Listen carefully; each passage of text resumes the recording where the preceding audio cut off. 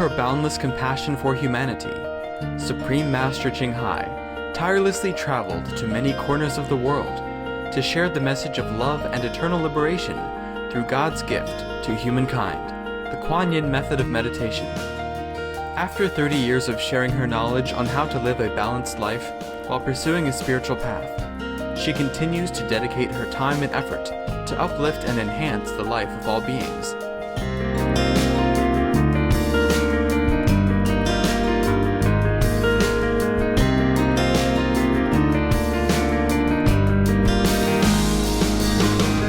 Motivated by her unconditional love and overflowing compassion for our planet and its co-inhabitants, humans and animals alike, Supreme Master Ching Hai selflessly accepts invitations to share her insights and wisdom on the topic of global warming and climate change.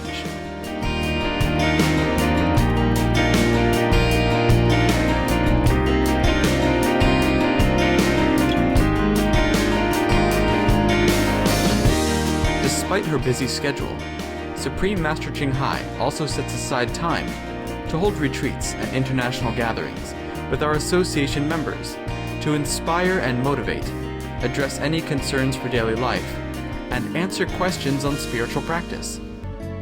We present to you Supreme Master Ching Hai's lecture titled, A Story About the First Disciple of Taoism at an International Gathering.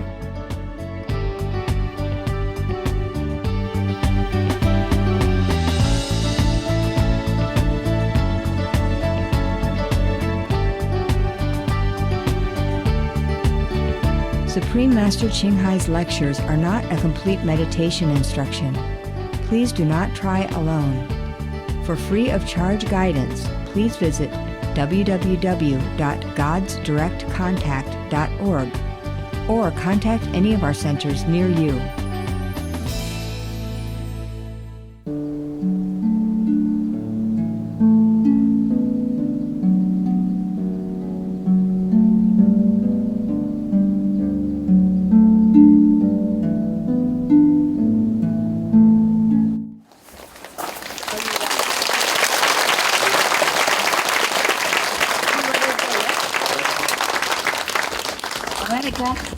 Australia. Yes. Australian?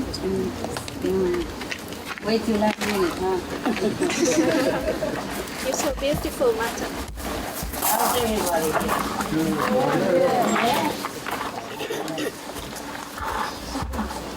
Did I not choose to win, huh? What to do with a win? Because normally we have not a win, you know? I'm glad you came. You like it? Yes. Like that, yeah. Good? Yes. Well, it's very small, you know? Too small. But we manage, huh? Better than nothing, huh? So, the food okay? Yes. You have enough? Yes. Yeah? Yes. It's all right. It's all right. Oh, we're going to get more from the food. Maybe later when we have more time. We have to stop for a while. And then we prepare everything very well. It's really drilling, you know? Aircon good drilling. When I first came, it was very cool. We don't need aircon. Came in spring, you know? Okay. Want some story? Good. A couple of stories. You want the Zen or the Taoist? Huh? Taoist, good. They're full of mystery, huh? Yeah. Can you hear me? Yes. Behind there? 最后那个举手. Ah, very good. And I know you understand English, so that's... I told you many times, many years ago, you must learn English, okay? Even if I speak 5, 6, 7 or 50 languages, it's never enough, right? How many languages we have in the world, tell me? 200. Huh? More than 200. More than 200? Are you joking? 200 we speak here only. 200. Only in China we have 200 already, right? Huh? And in India, how many? Oh, 50,000. Where are the Indian? Yeah, about 15,000, huh? I'm telling you, we speak Barber Tower language, you know? Okay. Oh, it's a good story. Yeah. The first disciple of Taoism. Very interesting, huh? You know who is that? No? You know who's the first disciple of Taoism? Lao Tzu. Lao Tzu, he's not a disciple. Maybe he was the first disciple of himself. You see, Lao Tzu, huh? He promoted the Tao, huh? And after he's gone, they call himself Taoist. Yeah? Well, that's the problem. After Christ died, huh? They call himself Christian, huh? After Mohammed died, they call himself Mohammedan. After Buddha died, they call himself Buddhist. I told my attendant yesterday, you know the cup that we used to have, the metal cup that you have, you know. I said to her, this is too... I will come to the story, don't worry. Yeah, let you be a little suspense. Suspense movie is always very nice, no? Yeah, we're waiting, like Christmas morning, you know? Okay, anyway, the best thing coming, yeah. Because we were talking about food, you know? And because before, they didn't take so much money, the kitchen, you know? Later, they said, oh, the food has gone up very high, and they eat a lot here. They mean you. I'm not sure. I said, oh, yeah, maybe it's true, huh? I saw them have a big tray like this with many compartments, and it's all full like mountains. Some of you, yeah?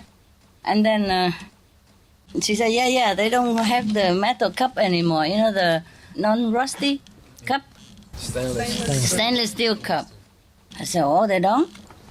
She said, no, they don't have that anymore. They make big tray right now, you know. So I said, good idea, big tray, good idea. Because the cup, I said the cup that was, I don't know where does the cup tradition come from. Actually, okay, go back to all the way from the beginning, before we even know such thing exists. I had just some people who follow me around, you know, become like the renunciate, yeah? And we don't have a home, remember? And we have like a fifth-hand truck, so we can pack everybody in there. And one tent, about 3-4 people.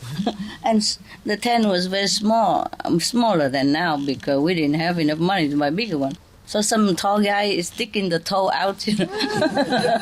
And I used to come around tickle their toe. Okay. And then so we cannot afford to have many things, you know. We run around and we camp here, camp there, you know. So we just take those little stainless steel cup, yeah? Because I told them that when I was in the Himalaya, that's all I had, yeah? I cook tea with it and I cook food with it, yeah? But I also say I have a little plate, you know, like a metal plate, you know? And I cook chapati on it, you know? And also you can eat with it, yeah? You cook and you eat the same plate. They're very round like this, and you put the dough on it and make chapati. Yeah, okay. So I have two things, you know, a round plate to make chapati, because over there, chapati is the most convenient things to make. You make a fire and you buy a little flour and you put water in it and you knead a little bit and then you flatten it, you put it on the plate, and then 2 minutes you have your meal already, yeah? I just have peanut butter and cucumber. Yeah, at that time I didn't have much money. I didn't know how to design clothes and all that stuff. And who buy anyway? The monkeys in Himalaya. So I took all my savings and just eat, you know, 1 or 2 ruby per day, yeah? Anyway, I have to make it last, you know. I didn't know how long I would stay in Himalaya. I haven't found a master yet, and I was walking all over from one ashram to another, you know.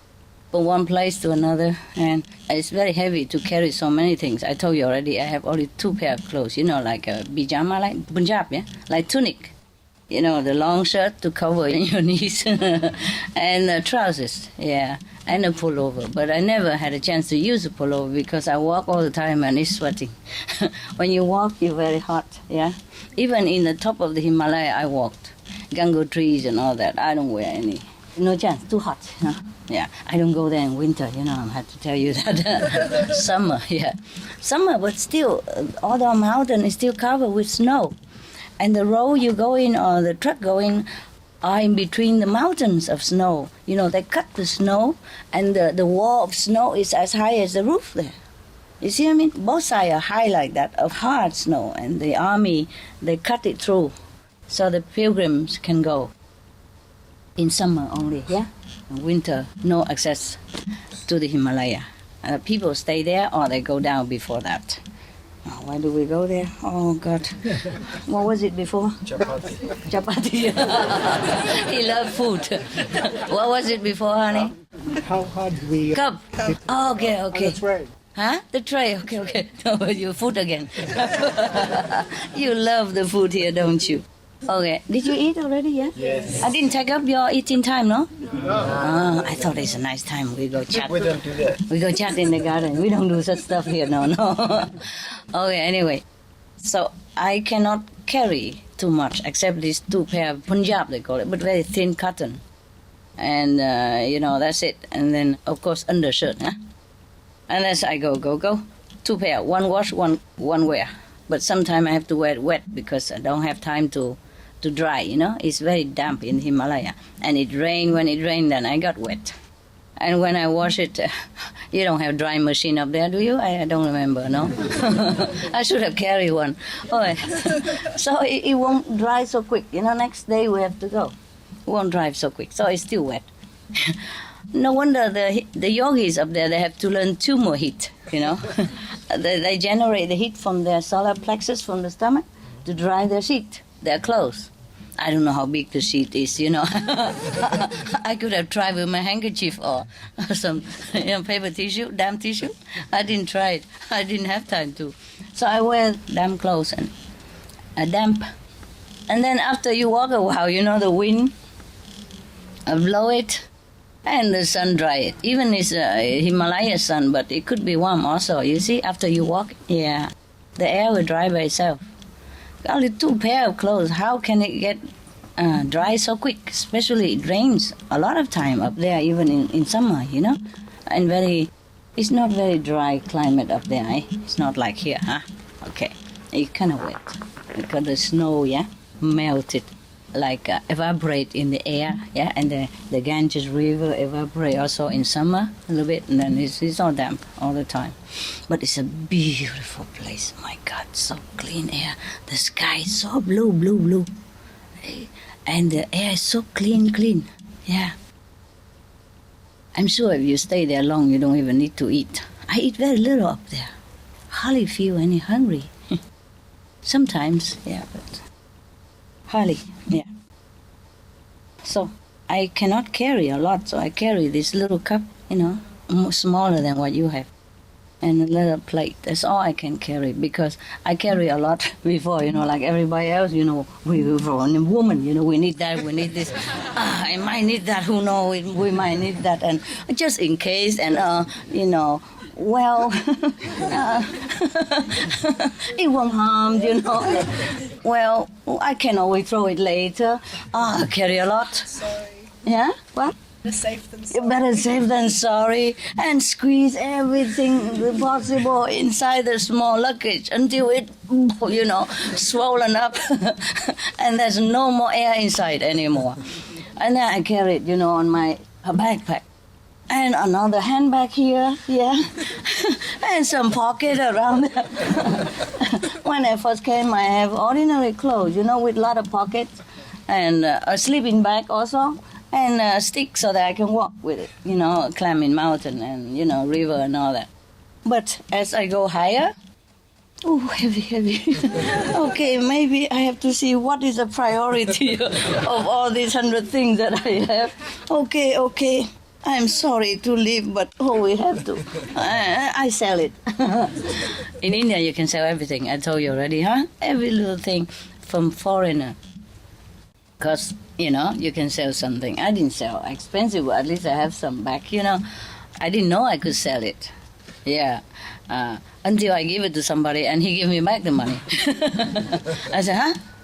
You give me for that? I said, oh, sure. I buy outside more expensive, so this is for you, it's good. I said, oh, thank you very much. From now I know I can trade, I make a little business along the road.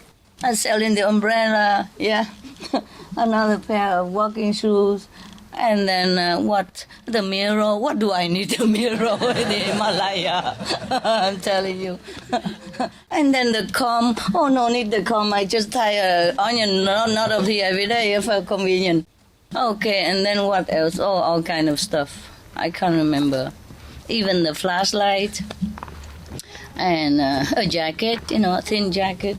And okay, I can't remember. Women, they took a lot of stuff. You have wives, and you are the wives, what it's like when you go traveling, right? I have told you guys also, here the climate is good. And you come only 2-3 days. But I saw a lot of people with, oh my God, big suitcase, yeah. I could hardly drag it along with her, And somebody has to help, We rent a small car. A small van just for you to take you back and forth, Yeah. So that it doesn't cost too much, for everybody. And then you take so many luggages. Yeah, especially women. I didn't see men do this as a woman. I saw it. Maybe it's not fair. I didn't see men doing it. Maybe I haven't seen it, but it probably exists as well, So I took this cup, and probably I told some of the close circle disciple at the beginning, Oh, they all go out and buy the same cup. I didn't know what cup I have, but cup they must have. Okay. My cup was a very thin aluminium, the cheapest one you can find in India, and the lightest.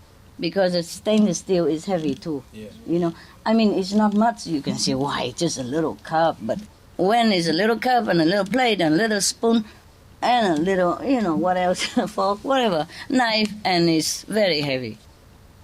So everything I use, I'm very big, right? So the smallest thing is better for me. So I weighed it before I buy, like in my hand, how much it would weigh in my luggage.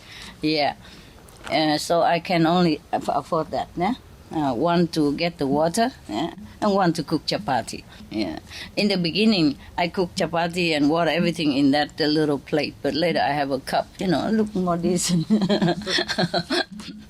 Also easy to wash the hand, Okay, anyway. So I told them, and they go out by cups. And that's how the cups tradition began. And then everybody buy cup in Taiwan, And then that's how the cups have come into popularity. Yeah.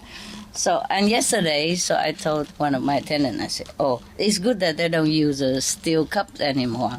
Because I also didn't think that we should change. And, I didn't think of those things. You do what you do. I don't care. You buy cup, you buy house, you buy car, you buy whatever. Yeah, but yesterday, because we were talking about it, and I said to her, it's good if they don't use a cup anymore. Maybe they shouldn't use a cup anymore. Because they can buy also like the tray, that kind of tray that I saw that you have here. I mean, some of you, and many compartments, fruit, pudding, vegetable, sauté, rice, curry, mushroom, whatever, I don't know. I said, well, not too bad. She said, because they say they eat a lot, they have like this now, they don't have cup anymore. So I said, well, maybe it's a good idea. We are more civilized now. We progress, no? Spiritual practice, so we need to expand our being somewhere. And I say, oh, that's very good. So we should progress. We should buy new things now. Like those trays are good. I saw them with many compartments, and they put different things, and they are like a small mountains. Well, it's not that everybody puts small mountains on it, just a little hills, yeah. I say it's good. You know why? I said to her, because the steel cup Some people buy it very deep, so they can put a lot of stuff. I say, it's so deep. It's so difficult to dig it out, And if people buy it too small, then they have to come back and forth many times. Look like it's small, but come back 10 times. And meanwhile, waste a lot of energy already. You just eat a little soup, you go back, the soup is gone, digested, So might as well, tell them to buy the tray, yeah? And then they can see what they have, yeah? And they don't have to dig. Maybe with a shovel or something. Like you dig snow in United States when it's snowing so deep you dig it. So, okay, it's official. All right, you can you can renounce your old cup or keep it for extra in case the tray is not big enough for you. You can have a cup for tea or, extra pudding, whatever, your favorite. All right. No wonder in the Buddha time he has a lot of precept, The precept is not for you to become Buddha or anything. It's just for you to behave like a human. Because one of the precepts is you should not take more vegetable than rice, something like that, And you should not take more rice than vegetable. Yeah, because some people prefer rice, and then they eat a lot of rice, and somebody else don't have. And some people prefer vegetable and don't eat rice. So they took a lot of vegetable, and then nobody have any more vegetable left. Like we have a lot like this. In Buddha time, probably similar, right? A lot of people in the congregation. I saw some precept like that. You should not use rice to cover the vegetable. You should not use the vegetable to cover the rice. Very obvious now. You guys understand very well the meaning of those precepts, don't you? Yeah? Yeah. No wonder before the Buddha said to his disciple or his attendant, some of the precepts you can do away with. Just keep the main one. So I boiled it down to the 5, okay? And try to keep those. Otherwise, you will have 250-something precepts, including the rice cover vegetable and vegetable cover rice. You know why? Why does the Buddha have such a precept for his disciples? Maybe somebody cheat, put too much vegetable under the stainless steel cup that you have and go just a little bit rice on top. And people are short of vegetable, yeah? Or rice accordingly. Yeah, something like that. Well, it's nice to know that the Buddha's disciples are also human like us, eh? So no big deal, huh? Yeah. Anyway, those precepts are also very convenient for you. Please write them down and remember. Not too much vegetable, okay? All right, good. So, let's do away with the cups, huh? And buy these trays and enjoy your food. Because if I advocate you can go breatharian, maybe you have to prepare a little bit, huh? Maybe get 1 or 2 days a month, try not to go with food, see how you go, yeah? Have to prepare for, in case you don't have food, huh? Who knows? The way the world is going. They don't listen, They're eating the planet. It's not their fault, It's not the people's fault. They have not been informed very well. Generation after generation, the tradition going down like this. You must eat meat, otherwise you don't have protein, you get sick, you be whatever. The poor people, they don't know it. Even though religious scripture have told us that, we should not eat meat and all that, but they don't explain very well. You see, it's just shortened form. It doesn't say like, okay, why you don't eat meat, huh? Yeah, we have to say that people suffer, the animals suffer so much and all that. At those times, they don't have camera to even record how cruel the practice of killing animals for food. You see what I mean? And even now we have it, and they're all over on internet, also on our website, and we try to show it. But still not many people look into it. You see, because the tradition, the trend is so deep-rooted already in everybody's family, from generation after generation already.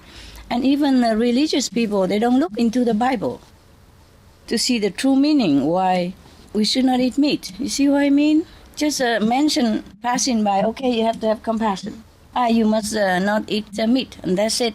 You know, maybe it's not sufficient for the people to understand very well, yeah? You hear here, and it goes down, yeah. It's poor people, they don't really understand it. That's why we go all out to help them to understand, to inform them, yeah? Because when we were born, our parents forced meat into our mouth, and we have to eat it, or else we get even beaten sometimes, right?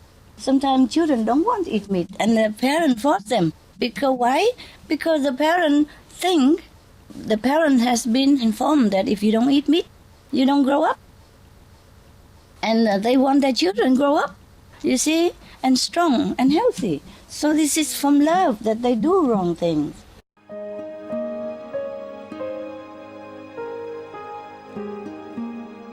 Vegetarianism in religion. The Baha'i Faith.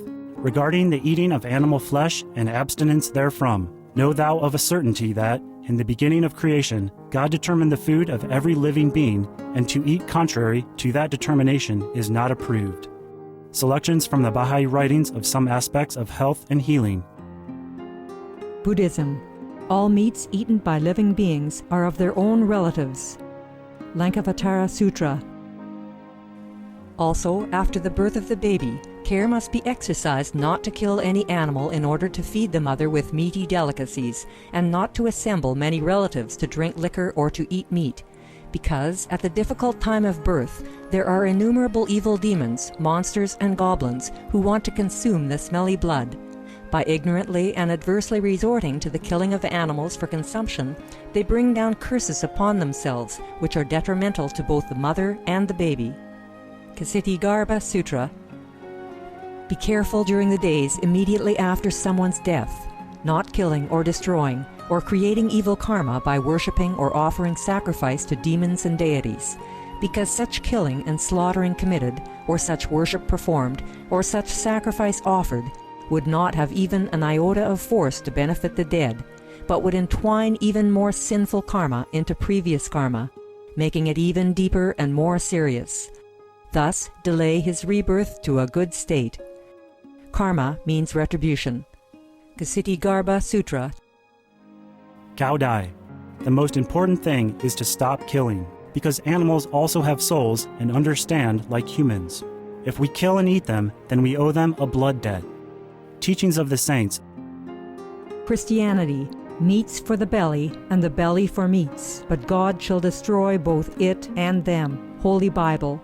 And while the flesh was yet between their teeth, ere it was chewed, the wrath of the Lord was kindled against the people, and the Lord smote the people with a very great plague. Holy Bible. Confucianism. All men have a mind which cannot bear to see the sufferings of others. The superior man, having seen the animals alive, cannot bear to see them die. Having heard their dying cries, he cannot bear to eat their flesh. Mencius. Essenes. I am come to end the sacrifices and feasts of blood, and if ye cease not offering and eating of flesh and blood, the wrath of God shall not cease from you. Gospel of the Holy 12. Hinduism. Since you cannot bring killed animals back to life, you are responsible for killing them. Therefore, you are going to hell. There is no way for your deliverance. Adilila. He who desires to augment his own flesh by eating the flesh of other creatures lives in misery in whatever species he may take his birth. Mahabharata anew. Islam. Allah will not give mercy to anyone except those who give mercy to other creatures. Hadith. Do not allow your stomachs to become graveyards of animals. Hadith. Jainism. A true monk should not accept such food and drink as has been specially prepared for him involving the slaughter of living beings. Sutrakatanga. Judaism. And whatsoever man there be of the house of Israel, or of the strangers that sojourn among you, that eateth any manner of blood, I will even set my face against that soul that eateth blood, and will cut him off from among his people. Holy Bible. Blood meaning flesh. Sikhism. Those mortals who consume marijuana, flesh, and wine, no matter what pilgrimages, fasts, and rituals they follow, they will all go to hell. Guru Granth Sahib. Taoism.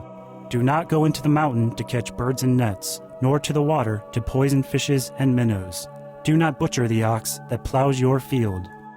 Tract of the Quiet Way. Tibetan Buddhism. The offering to the deities of meat obtained by killing animate beings is like offering a mother the flesh of her own child, and this is a grievous failure, the supreme path of discipleship. Zoroastrianism. Those plants I, Ahura Mazda, or God, rain down upon the earth to bring food to the faithful and fodder to the beneficent cow. Avesta. Everybody knows that vegetarian diet is good for health and to save the planet. They will be awakening their own great, compassionate, loving self-nature, and then their level of consciousness will rise up automatically, and they will understand more than they ever did, and they'll be closer to heaven than what they are right now.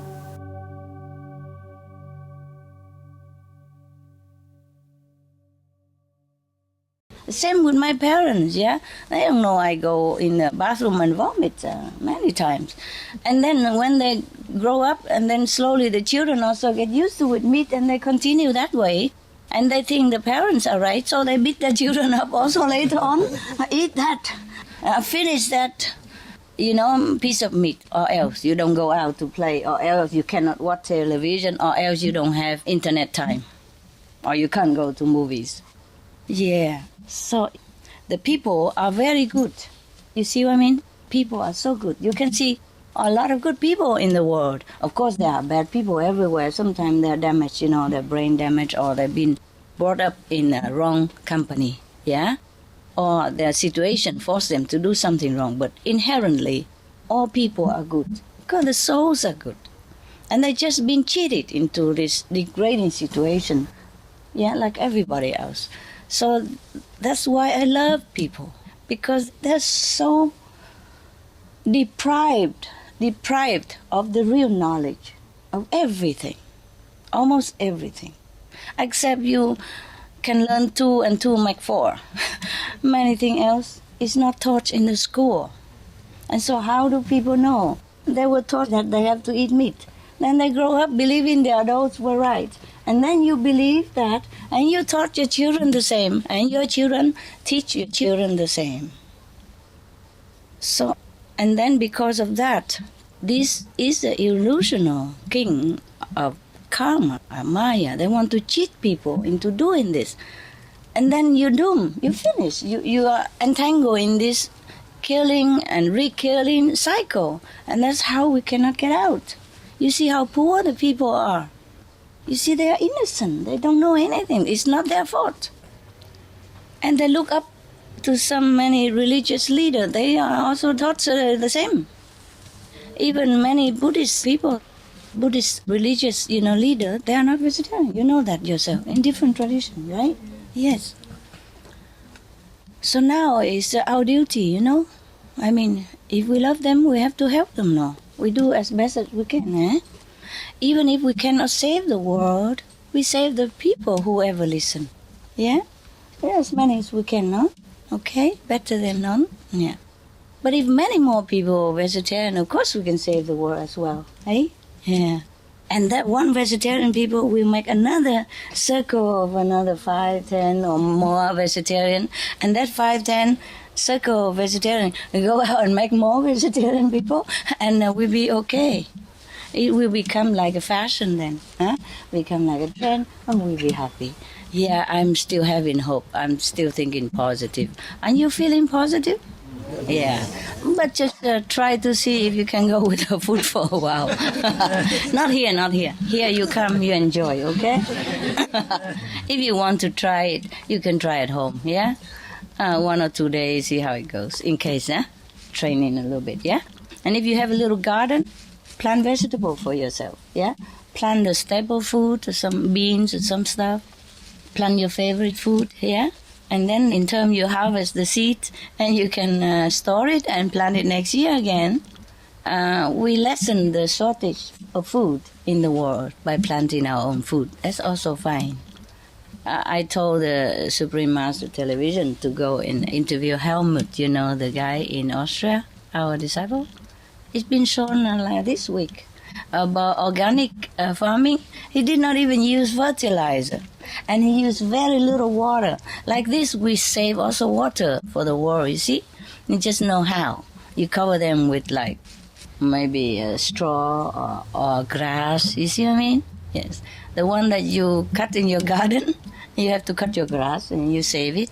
Or the leaves or something, you save it so that the water will be retained underground and not evaporate into the air. Like this, you minimize water usage.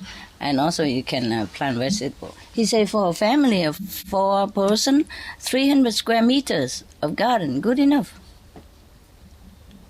Believe it or not. Wow, you have all the vegetables you need for your family. It's doable, huh? Okay. Well, if you don't have it, then you go to your brother and sister, whoever have big garden. You rent a place, a corner from him, or maybe you cultivate all and share it together, huh? Yeah. Why not, eh? And he said you need to work maybe half an hour to 1 hour per day only. Then you have enough vegetable for your family. Well, I tried some in Spain before I even know him. I tried some vegetable. My garden very small, but the vegetable grow very fast, and I eat some from it already. You know what I mean? Yeah, when I was in Spain, they grow very fast. Some vegetable grow within 1 week, 2 weeks. You can see already, and you can eat already. Slowly, a little bit here, and then it grow back again, and you eat more of that. Yeah, very simple to grow vegetable. You don't even need to dig the ground, you know. You just put a hole in the garden or something. Don't even need to work hard, because if you turn too much of the earth, then all the nutrition will be disturbed. You know, the system of the earth will disturb. Yeah. Anyway, you can learn it from him, how to plant vegetable. Yeah, it's on our television. I especially asked them to go there and made it for you. And for anyone, for the viewers, know how to plant vegetable, to save water. Save water is not only good for the world, but it's good for your bank, right? For your pocket, huh? Yeah, everything you save is good for your pocket already. Not to talk about good for the world or not. You see what I mean? Yeah, because if you save $1, that means you earn extra $1 without going to work, eh? And I'm sure if you turn off all the standby equipment every day like that, you save maybe $100 per month. Depends on how big your usage, and even more than that. Yeah, there was one guy in Africa, I remember, he wrote to us and said thank you because of all the tip we have for saving the water and electricity, and that the government keep coming to look at his house 3-4 times to make sure that he did not cheat. How come the bill was suddenly so low?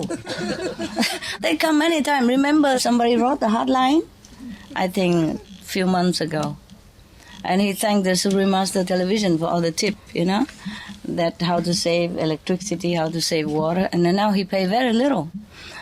So the electric company, water company come into his house 3-4 times and could not find why it's so low, because they thought he cheated, you know. But no, they didn't. They just saved, turn off electricity, turn into economize light bulbs, yeah, turn off all the standby, even the small light that's standby. Many things you don't need. When it had the small light of standby, you switch it off. You know, like you have, for example, television and the satellite machine or computer. It had all standby light, and some light even have standby light, and some washing machine or some fan, everything have standby light. Yeah, even your charger of the phone, mobile phone, have standby light. So whatever you don't need all the time, you put it on one of the extension, yeah, which had the standby light. And then when you turn that standby light off, all the thing that you don't need, standby off together. television and all that, and the thing that you need often, you don't put it on those standby light, because then the standby light had to be standby all the time also. From the extension, I have many socket. Yeah. Okay. So you have to organize a little bit. Then you don't have to work so hard. Meaning you save lots of money. Okay? Yeah. Like you save how much? $100 per month. Just say like that. And then 1 year, how much? 1,200? Yeah. 10 years? 12,000? How much is 12,000? A lot. Yeah? Especially if you put it in an account and don't touch. It will grow into like 20,000.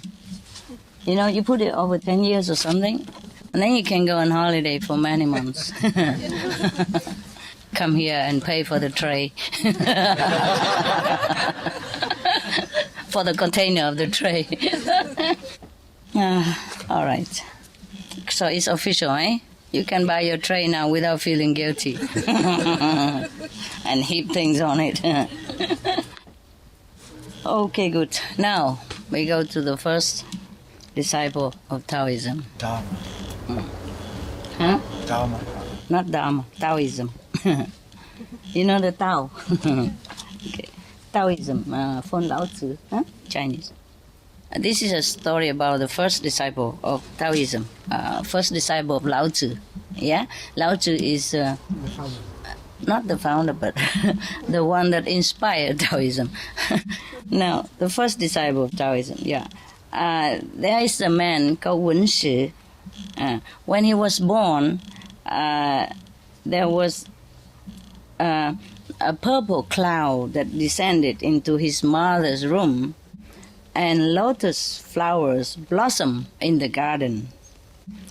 So, as a child, already Wenshi was interested in Taoist philosophy, astronomy, and celestial divination. He tried to absorb the essence of the Tao from the sun, moon, and the stars, and cultivate his virtue and hid his wisdom. Wenshi served in the court of the Zhou Emperor as an astronomer. One night, he was charting the course of the stars, because he's an astronomer. He saw a purple vapor rising out of the east, so tracking it across the sky. He noticed that it was moving gradually toward the west. A sage is journeying west and will soon reach the border town at Hankou Pass. He said to himself, I want to be there to meet him. The next morning, Wenshi asked for permission to leave the court observatory and be assigned to the garrison of Hankou Pass. When he arrived at his new post, he summoned his subordinate, Xu Jia, and said to him, if you see anyone extraordinary entering the town, let me know immediately. You must know that in the old time, the astronomy is a little bit more mysterious.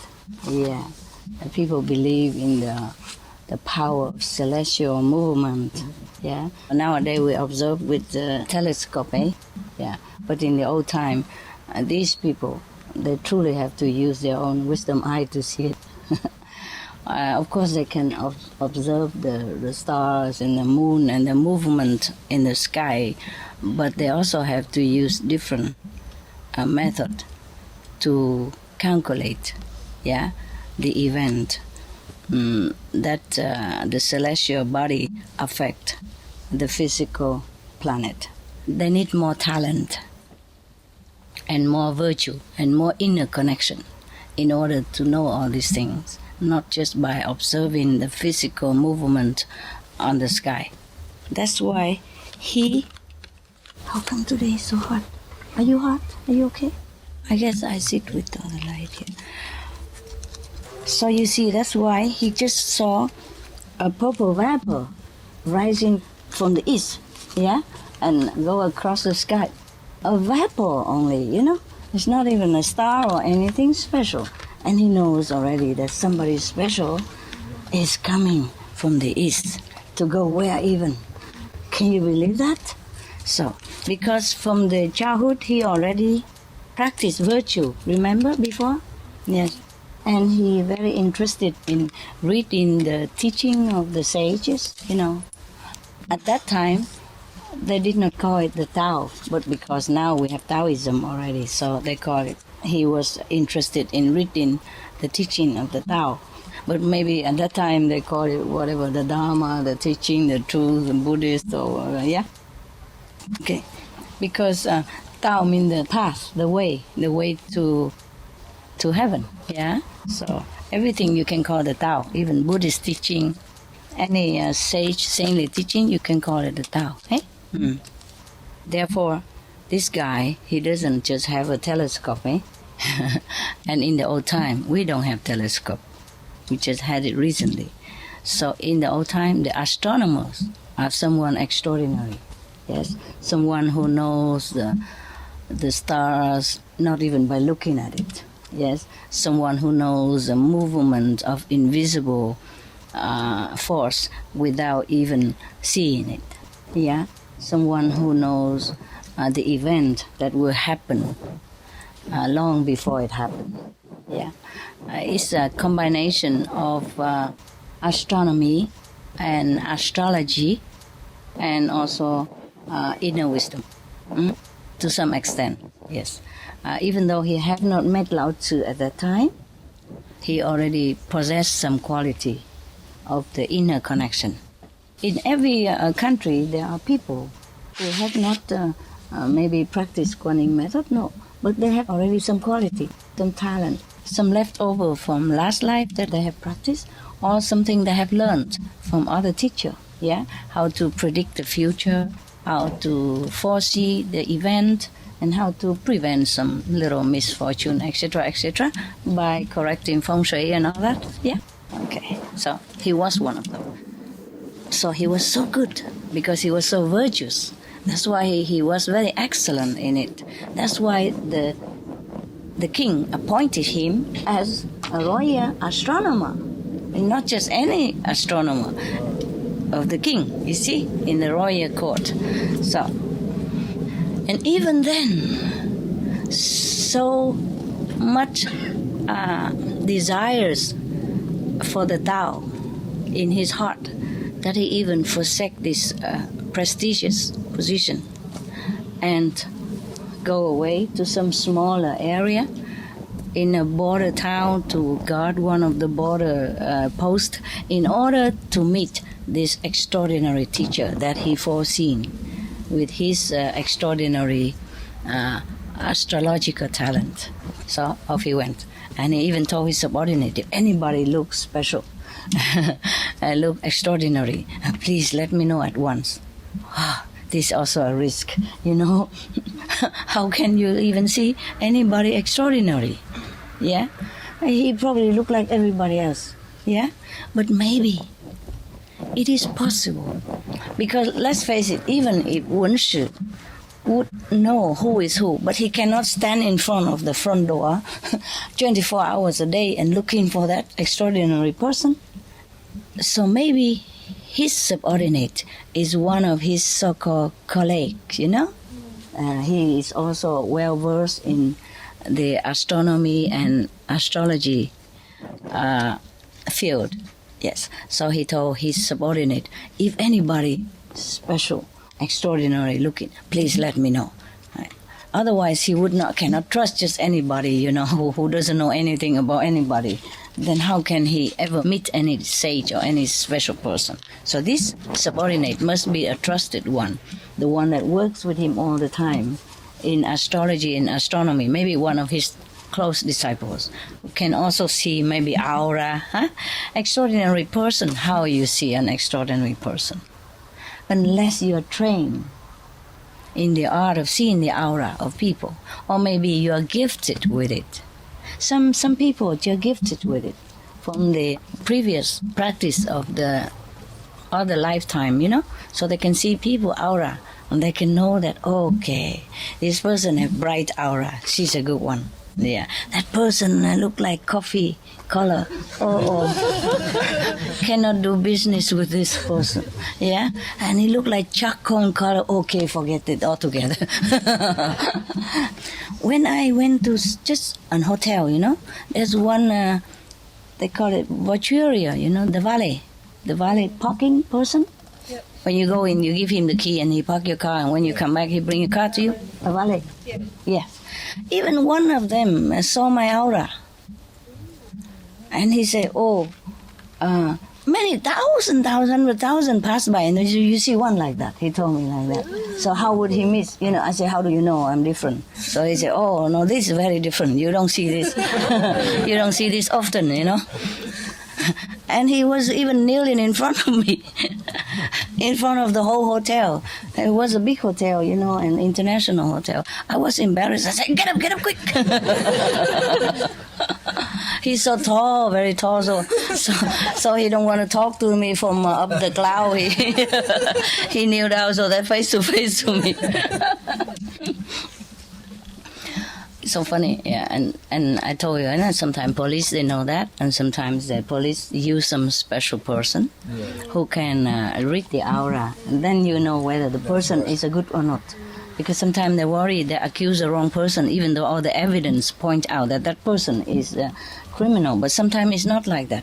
Evidence doesn't always mean correct judgment, yeah? So the police sometimes hire special psychics or some special person who can read the aura or can tell the heart of the person. They call it Tai Ching Tong. You can read the minds of people, yeah, to make sure that they don't accuse the wrong one. I wish all the police will hire these kind of people so that all the people who have been accused as criminals will really meet the judgment, not the innocent one, yeah. And I wish that everybody can read aura, then we know who's who. And then everybody will just follow the aura then. Then there's no mistake of following the wrong teacher. Yeah? But this is a rare gift. Yes. And I was surprised at that guy, the valet, and he can read it. Yeah. I meet some people like that, yes. So these subordinates are not ordinary subordinate, hey? I think, huh? Yeah, all right. Because this is a very important mission that the officer here, Wenshi, entrusted to this subordinate. It's not just an ordinary task they go out and buy some tray for the people here. Yeah. Because Wenshi had forsaken his most prestigious post, as an astronomer, personally to the king, in order to go all this way to a border of the country. You know where that is, right? Border town is not always glamorous or, not interesting in that. And he forsake everything, left his home and post in order to go to that border town just to meet that special teacher, because he knows he's not a normal person. He said to himself, or maybe to his subordinate, a sage is journeying west and will soon reach the border town as Hangku Pass.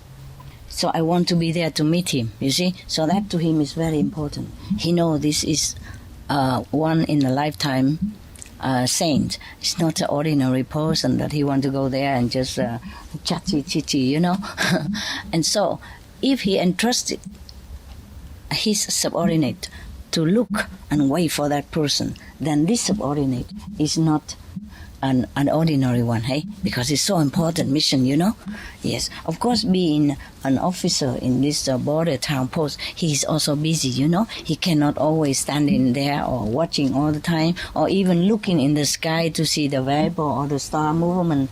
Not all the time now, because before it was his job there. He can do that all day. Now he cannot.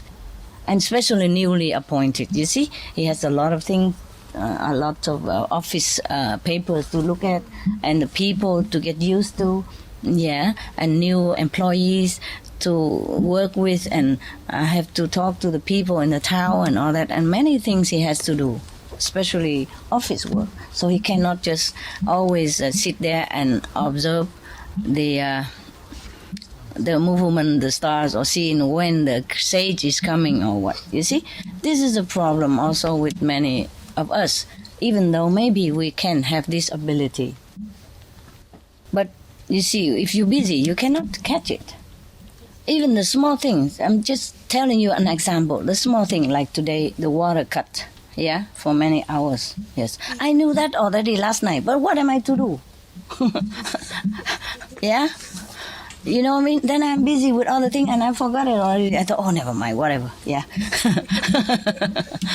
Yeah, somebody already come and tell me that save the water, save the water. You're going to need it. But what am I to do? Go get the bucket and run around telling everybody? We didn't even have buckets. See what I mean? And even if we have bucket, how do I deal with these so many people like this? Huh? 400-500 people. How I'm going to get buckets in such a short notice like that?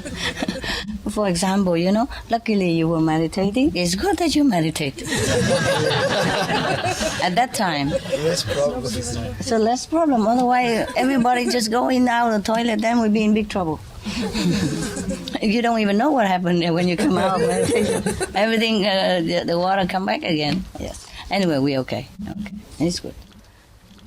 For example, like that, even something I know, but I'm busy, you know, I have other things to do, more important than the information I get. You see what I mean? Yeah, more important and more pressing. So much work to do, paperwork and all kind of thing. The time consuming and also deadline stuff, you know. Even if I know something, I don't have the time to take care of it. Remember the jokes? Say, oh, I don't have any problem because I have so much already. If I have a new problem, it has to wait for 2 more months to be looked at. Yeah, problem has to make appointment with me.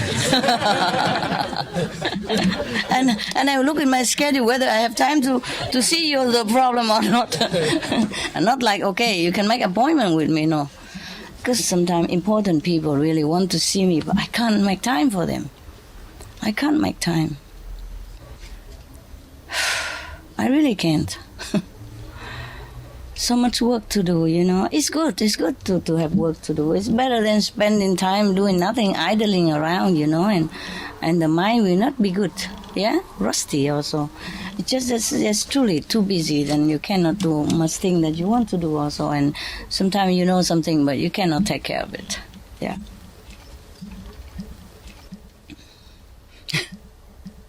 The same in my house, you know, I have 5, 6 attendants, but they are attending to dogs and birds. I gotta cook for myself, warm up my food if there is any.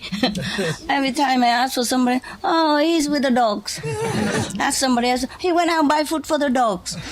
How about, I asked for A, oh, he's with the dog. How about B, he went out buy food for the birds. How about C, oh, he take a dog to the vet. And how about D, he's cooking for the pet right now. How about E, oh, he's cleaning the dog's room. How about F, he's cleaning the bird's cage. Female attendant can do anything. No, I have one. Actually, I have a couple, but I don't know. I cannot tell you. Forget it. Sometimes female, we need male also because they have muscle. You see? Sometimes female don't drive car as good as male. I have to tell you, I don't know, it depends on who. Sometimes female good, sometimes male good, but I have to be lucky to get the good one, you see? That's the problem. So I have to make use of what I have. Huh? You don't have what you like, you have to like what you have. Yeah, they can do everything too, but they need time. It's not that they cannot do anything. What I mean is they're all busy. You know what I mean? And then if we have the house, because I need it for dogs and birds, and then we have to repair it here and there, you know, water leakage, you know. It's like, if you have a house, it's really a problem. You're always in the hardware store, you know, buying screw and scrap and all kind of things. And if you have pets as well, a lot of work. Yeah, a lot of work. Because my dogs, they don't just run around in the garden all day. They have to go inside the house. If I don't let them, they're scratching the door. So we have to clean them up before they come in. They jump on sofa and bed everywhere, you know. If you don't clean them, you have to clean the bed every day. Wash the sofa every day is the same. I like them clean also and nice, and because I hug them and kiss them, you know, so it's also for me, yeah. And they eat, and sometimes they eat from my table. So if you don't clean them, then how you bear it? So anyway, very, very, very hard work. You know, like 4 or 5 times a day, the dog have to come in and out and then eat and wipe up and clean up and then go out walking. Every time walking like half an hour, you know, and come back cleaning another half an hour and feed another half an hour. This time is gone. And then they have to wash their bowl and wash their towel that they clean them. You know, the dogs come in, they have to spread the towel like a welcoming carpet. Wash their feet first, and then they have to step on the clean towel, yeah? Because they come out and they're muddy, you know, they dig everything. They like to dig. That's their job. Like you dig in your cup, you know. What can you do? All digging. I know. So we have to clean them first, yeah? Wash them with the water and then put them on the clean towel first, otherwise it's dirty again. And wipe their paw and then clean the whole body, you know, ear and everything. They go out, it's dirty, you know, dusty. So it takes a lot of time to take care of these dogs, yeah? And not just one dog, eh?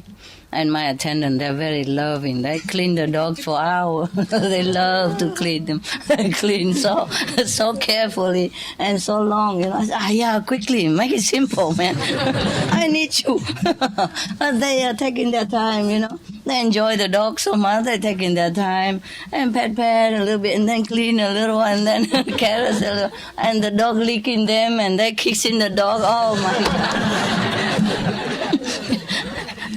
It's like the whole show, you know? So they take their time, you know. And the birds also love them, you know. They clean and they jump on their shoulder and then, by the way, oh yeah, scratching here and there and then clean again.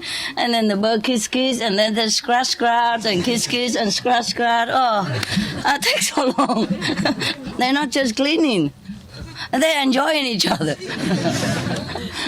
You know, and then my dogs, sometimes they're so spoiled. They don't even eat from the bowl. I have to take it from the hand and, here, please eat. So spoiled, you know, because I give them snacks with my hand most of the time. So when they're fed with the bowl, they say, what's that? It doesn't look like what mommy used to give. So they also sit in there. Sometimes they don't eat. Sit there and watch the attendant. So the attendant, of course, they're feeling pressure, you know, and you have to get it from the hand and then feed them. And then it became habit now. They often don't eat from the bowl, they eat from the hand. So, you know, it's a lot of theater in my house. I'm just saying that even if you know things to do, but if you don't have time, it's also very difficult. 5, 6 attendants. It's not only the dogs. We have email, yeah. We have internet. We have sometimes have to send tape and all that for different area and replying things. And I have to print out a letter and all that for me to read and to sign, all kind of things. You know, they're also busy, not just dogs. I tell you, I'm just saying about dogs and birds, but they're also busy. Like if they're not with dogs and birds, then they are with the computer. You know, and you know how they love computer nowadays. The young people, they love computer. I don't know. I'm surprised they even get married at all.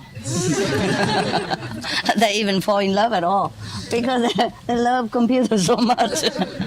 I wonder if they even get out of the seat. Yeah. It's not only that, but they really have to work also on computer. You know, for me, huh? For us, huh? Yeah. Okay. So a lot of work. And so even if sometime I want to do something else, I have to wait because there's no time then. Yeah? Okay. Okay, let's go back here. Back to China. So we know he's very extraordinary, Wenshi. And we know that his subordinates were also extraordinary, probably his best friend as well. Yeah. or his attendant person. So now, not long after he settled in this frontier town, the border town, Lao Tzu arrived, riding a blue ox. So Xu Jia hurriedly went to his superior and said, "A strange man riding a blue ox is coming to our town." So Wenshi was delighted. He knew this is the guy. Can you believe this? Huh? You know, in the old time, you riding an ox is very normal. There's nothing extraordinary about it, right? Because either you have horses, or you have donkey, yeah, or you have ox, right? That's the means of transportation at that time. Instead of you walking all the time, because probably he also have luggage, yeah, of course. Well, he must have some minimum stuff, you know, like a tent and a sleeping bag, no? And stainless steel, and a mosquito net like you do. There's not too much mosquito here, just share some, okay? We don't buy. Huh? We don't buy. It's one good thing, so you have less luggage to take care, you know? Because when they first arrive here, they arrive with the whole household item, you know? Oh, God. They immediately set up tent around here. You know, those mosquito tents? Oh, I come out and say, what is here? You have no room to walk anywhere. They settle down immediately. The first thing they do is open their tent and put it everywhere here. Oh, I said, my God, no need. Okay, I said, no need tent. It's okay, no need. And then they take out their second backup plan B. Because they heard it's summer. There's a lot of mosquito. You know what I mean? So plan B is a mosquito net instead. So they cover them, and the hat, you know, a big hat, and cover the mosquito net on top, and they sit there. It's just like another tent. Like a collapsible tent. The other one is a different collapsible. This one system is easier. You can put it in your handbag, you know.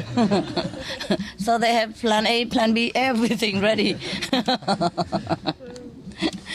I said, no need. Even if there is mosquito, a lot of you, everybody share one, it doesn't matter. And I'm not sure if they like you either, because you eat vegetarian, you know. Whew, right. So he has a blue ox, né? The Lao Tzu. He ride on a blue ox. Perhaps with his belonging, of course. Nah? He can't walk all this time, you know, I mean. In the old time, China is big, you know, and they divide into many nations, yeah? So he probably ride from one country to another. Even then, it's a long distance ride, yeah? So he need an ox. It's very good. Right. Probably you can rent an ox, you know, everywhere you go. Like you rent a car nowadays.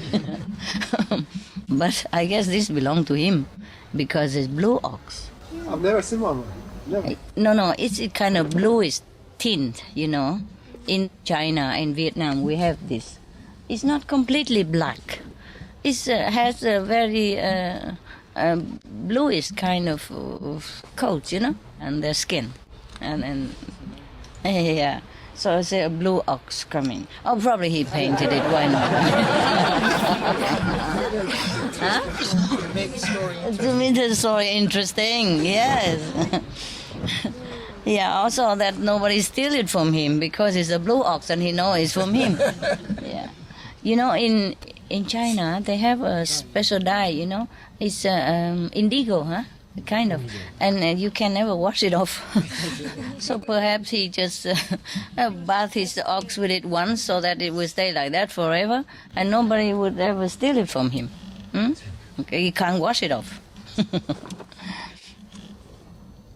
So here he has the blue ox. So Wenshi was so happy, yeah. He went to the city gates, bowed to Lao Tzu, and said to him, "Today I have the honor of meeting a sage. Please allow me to offer you the hospitality of my town." Wow, what a mayor, huh? Yeah, this is the kind of politician that we need. Everywhere, in all the towns, in all the countries, yeah? Have you met one? Oh, we met a couple, the Hawaii mayor. right? Frank, Fassi. We met a couple already, huh? No, actually, the mayor in Manila, he also gave me the key of the city.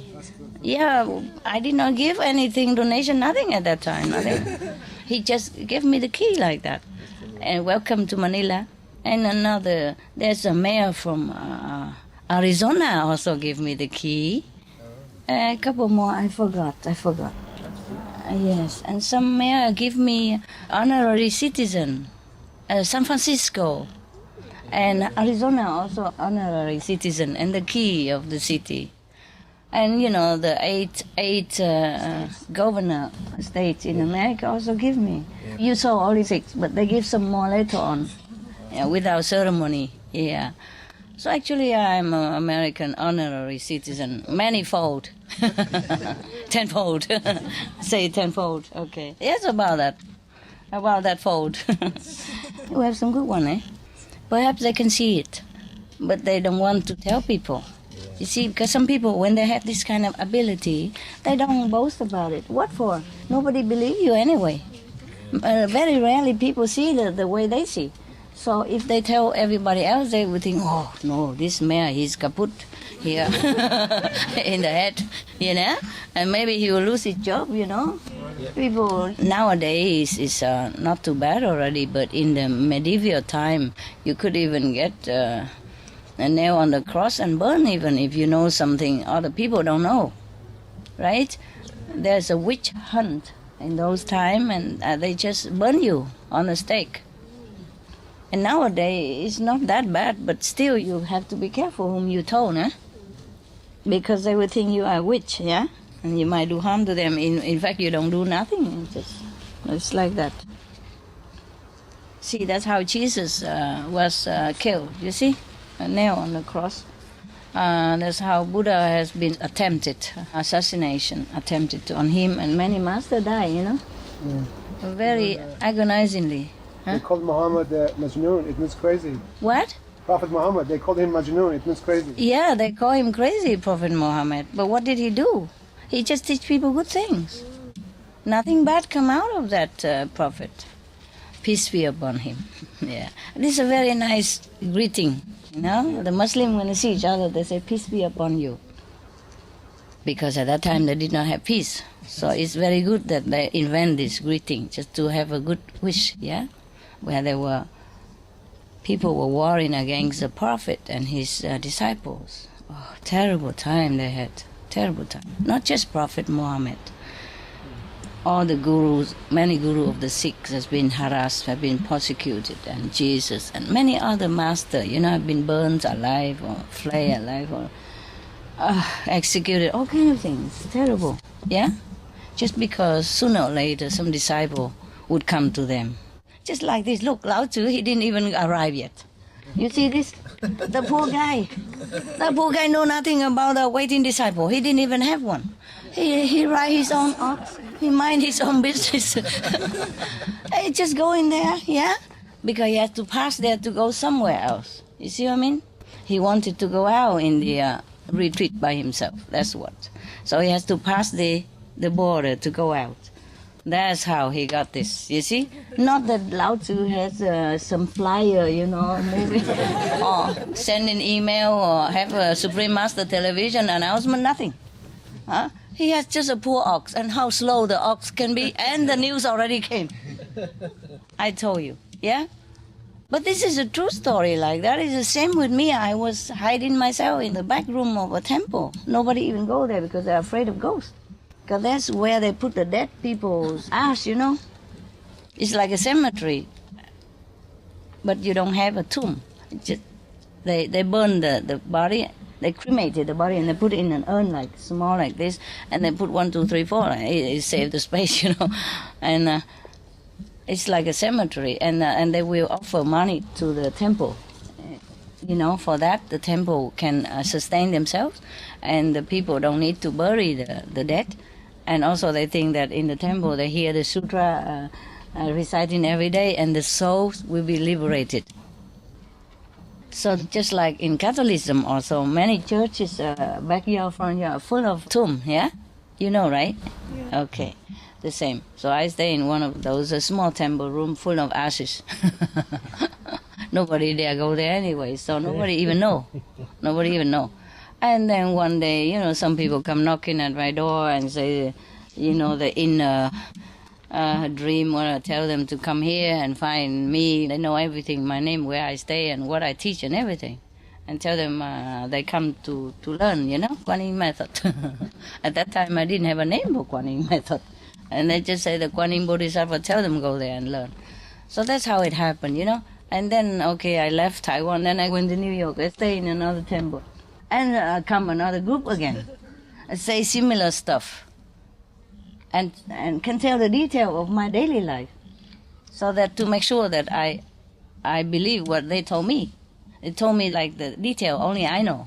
You see what I mean? And not even temple people know, nobody there. So this kind of thing really happened, huh? So the poor master, eh? And I told you already, even before that, in India, I was just walking with my spoon and my cup and my thing, remember? And also somebody come to me and say, I want to look at your hand. I say, I don't have money to pay you. And he said, no need money. I just want to look at you, your hand for free. I said, I don't believe in astrology. He said, never mind, it's no harm. Please let me have a look. So I let him look. And how he look, and he tell everybody that I'm a Buddha and all that. And then the disciple come knocking, in my motherhood. There's no door anyway. There's no need to knock. They just walk right through. I want to be my disciples. For example, I wasn't mature yet. I was unripe fruit. I didn't even know nothing about a master or disciple, nothing. And there was nothing like that in my mind. I was still walking around Himalaya, from here, from one ashram to another, one place to another, just walking around. So that's how it happened, you know what I mean? Yes, that's how it happened. You don't have to tell anybody. They just come. And then 5 people come that night, and then become 50, and then become 500, and become 5,000, and yeah, before you know it, you are master already. So my first disciple is in India. So-called disciple, a reluctant master. Yeah, it was so cute. And when I pass him by, I visit him, and he go out and shouting on top of his voice, my master is coming, my great master is coming, my big master is coming, A big master.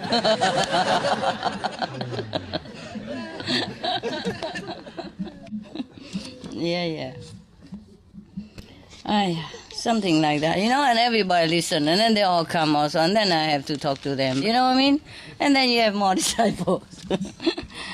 Okay, so now he came out and greeted him with all due respect and humility. Say that today I have the honor of meeting a sage. Please allow me to offer you the hospitality of my town. You see that? He saw it by himself. The Lao Tzu did not know anything about it even.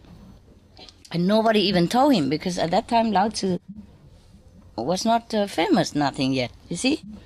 So he even know it, because this guy, I told you, he's extraordinary. Yeah, he's not just a normal people. He knows things, and he knows what's what. See, can you imagine? Coming out of your gate to meet a total stranger you have never seen in your life, and decided immediately that he's a sage. So this guy, he must have inner knowledge very richly before he met Lao Tzu. Huh? Good. But that by no means that he's a complete enlightened person. You know what I mean? By no means. I mean, he has divine power. He has like magical power. Yeah, astronomical power. He has the knowledge, inner knowledge of the movement of the celestial body, yes, and he also can see the atmospheric change to predict something. Like somebody know tomorrow will rain, because they can feel the atmospheric change. Second level. What? Second level. No, first level, good enough. Good enough, first level, yeah. And there are a school who teach these things also, yeah? The magic school. Hogwarts School.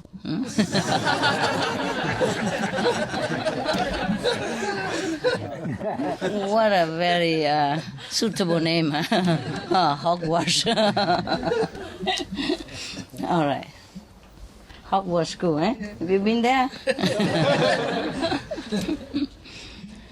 Okay.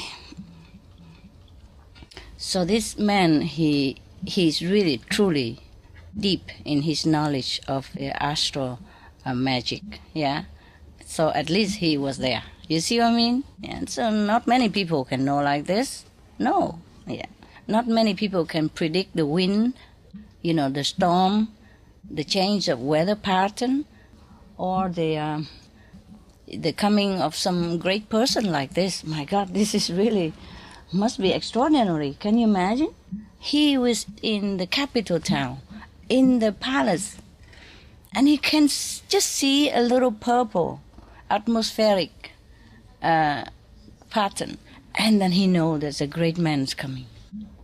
Can you believe this? And he was accurate. No one can be greater than Lao Tzu at that time.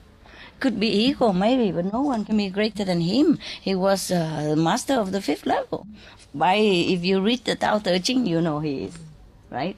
No one below 5th level can write what he wrote in the Tao Te Ching. So this guy is truly incredible, eh? He can know a sage from far away like that, and who never met before. Incredible. So this thing do truly happen, because in the world there are some people like that. Yeah, always. And since times immemorial, there's always somebody who knows the greatness of someone. I mean, extraordinary greatness. Remember Jesus? When he was not famous yet, John the Baptist told people that I am baptizing with water, but the one who came after me will be greater than I, and he will baptize with the fire of Spirit. Remember that? And when he met Jesus, he said, Lord, why you come and be baptized at my hand? You are the Lord. He knows that. You see that? Yeah. Okay. So, life after life, we have this kind of people. Now, he's one of them, Wenshi. Wow, very exciting. I haven't read the whole story. I just read a little bit, and I know it's good for you. So now we're going to discover it all together, both of us. I just read a little bit, I don't always have time to read the whole thing, unless I have a lot of time or I'm in doubt of the story. Yeah, but some story I have no doubt. Then I don't read the whole thing. I just pick it, and then I read it to you. Lao Tzu thanked Wenshi for his greeting and his humble hospitality, and he said to Wenshi, I'm just an old man who is leaving his old home in the east to live in his new home in the west. See, I need to go there. But Wenshi persisted. Honor one, when I saw a purple vapor in the sky moving from east to west, I knew that a great teacher would arrive in this town. Please stay and teach me about the Tao. So Lao Tzu said, what makes you think I'm the person you're looking for? He's making trouble. Play hard to get. No, it's not like that, but most of the saints, they don't know they are saints even, they don't think that they are saints, because of their humility. They did not really know, yeah? Maybe later on when they have a lot of disciples already, and then heaven let them know to make sure. If they ask heaven, I'm really a teacher? Am I doing the right thing? Am I teaching the right thing? Then heaven will give them sign or tell them that, yes, you are that. Just continue to do that, just to assure the person, the saying that, okay, you're doing okay. Yeah. Otherwise, they don't know themselves too much. Maybe they enlightened, they know this and that, but they did not think of themselves in the capacity of a master of any kind. So Lao Tzu asked him like that, what makes you think I'm the person that you were looking for? So he said that he saw the purple in the sky and all that. So now he continued to explain to Lao Tzu.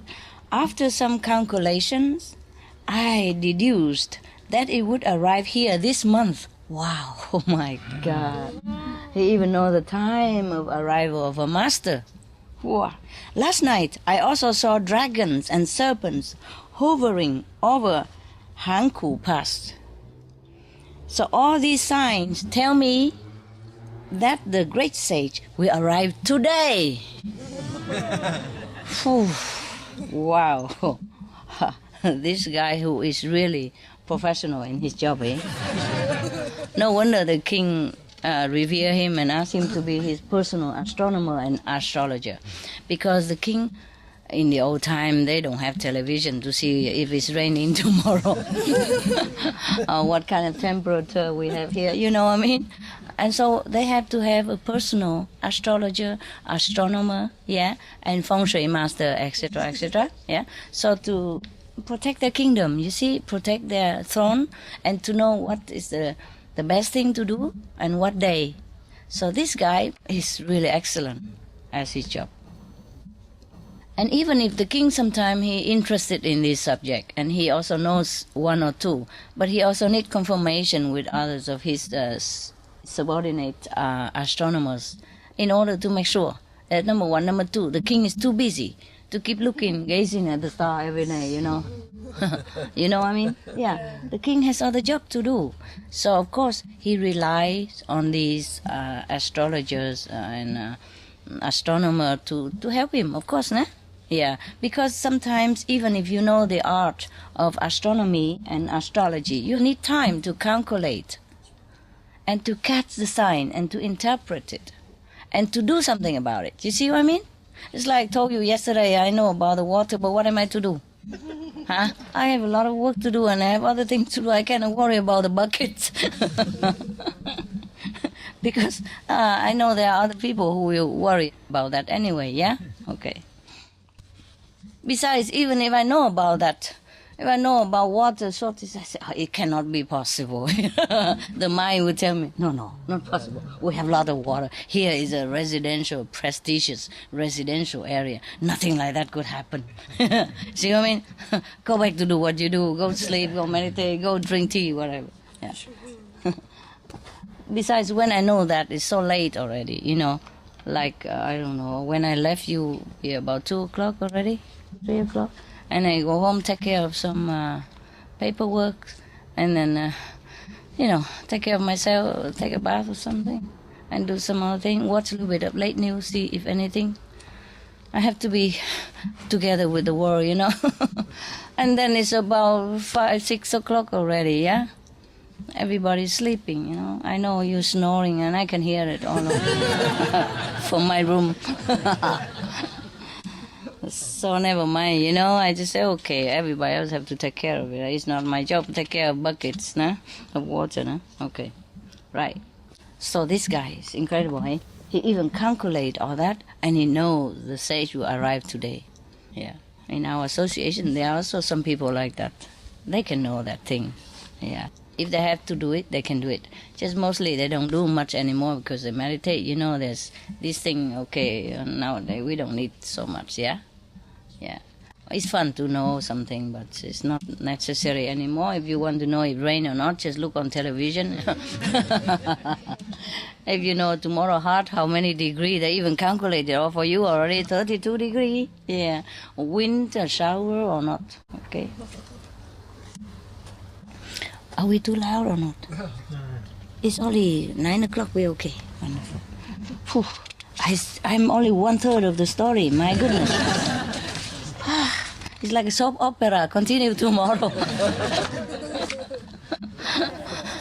Yeah, you see, this is a problem. It's not about the story. We talk about all kinds of things, yeah? We go from astronomer to the ox and then go back to television. And all right, so Lao Tzu, then, after he told him everything, then Lao Tzu know this guy is not to be slyly treated because he knows everything. So Lao Tzu smiled and said, I have heard about your ability to read omens and divine the future. Divine the future. You mean divining the future? Yeah. Forecast the future, yeah. You have the potential to understand the Tao and help others along the path. So Wenshi bow again and say, "May I have the honor of knowing your name?" He didn't even know his name. But he knows he arrived this month, this day, and right there. So he forsake everything just to move over there, just to meet him. Can you believe such a person? Because since childhood already in the story, they say that he's very interested in the Tao, I mean in the teaching, the truth, the truth that you were having right now. Yeah, so that's why he does everything he can to get it. Wow, talking about sincerity, huh? Okay. Oof. Lao Tzu replied, "I have many names, for I have appeared in many incarnations." Now he tell him. Now we have it. Voila. Before he said, "I'm only an old man passing by. What you want to do with me?" So now he tell him the truth. I have many names. For I have appeared in many incarnations. I have taught the Yellow Emperor, I mean the oldest king of China, one of the oldest kings, as well as the kings Yao, Shun, and Yu. These are the saintly kings of China, very famous kings for their upright virtue and excellent governance. Yeah, very good people. Of course, now that we know why, huh? Lao Tzu has been teaching them all this time. Yes. In my current incarnation, I am named Li Er. Okay. That night, Wenshi honored Lao Tzu with a feast. After the banquet, he prostrated himself before the sage and formally asked to be accepted as a disciple. Lao Tzu stayed in the border town for 100 days and taught Wenshi the art of the path. When it was time for his teacher to leave, Wenshi declared, "I would like to accompany you on your journey and serve you." Sounds familiar to me. I want to help Master. Let me help Master. I want to stay here. Yeah, stay here. Yeah. I will have to build 1,000 palaces for you, for all of you. Even you take turn to come group by group, you will still have problem, meeting your demand. You see what I mean? And if I let you come, if you have each one have one room, then you have to wait another 100 years to come here. So I'm sorry for the squeezing situation. Okay? Yeah. But you're lucky already. You're lucky. No, you don't know yet. The next group will be double this size. Now we're lucky. You're lucky. Now you know why you're lucky, huh? Huh? More deep trays coming. What? More deep trays coming. Big tray. Big tray and deep cup. Okay. So Lao Tzu refused, saying, "Although your roots are deep," what he means by root? Is he a tree or something? Huh? Knowledge. And? Spiritual practice. Spiritual sincerity, yes, and practice. Although your roots are deep, you are not ready to climb with me to the clouds or fly to the 4 directions. What he means by that? Is he really flying like an aeroplane or something? Huh? Beyond the 3 world? Beyond the 3 world, yeah. Means he's not as the level to accompany Lao Tzu. When he's going around, he will only make him trouble. Well, it sounds familiar, that's why I know. I know very well. Good intention, bad level.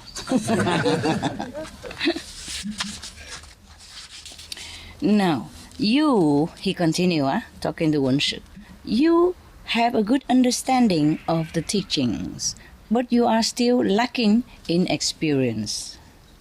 When you can merge with the natural way, go to Sichuan and look for a blue ox.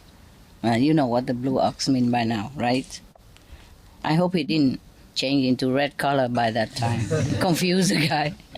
Can you believe it? Go to Sichuan and look for a blue ox. Oh, what a master. So difficult. No address, nothing, just a blue ox.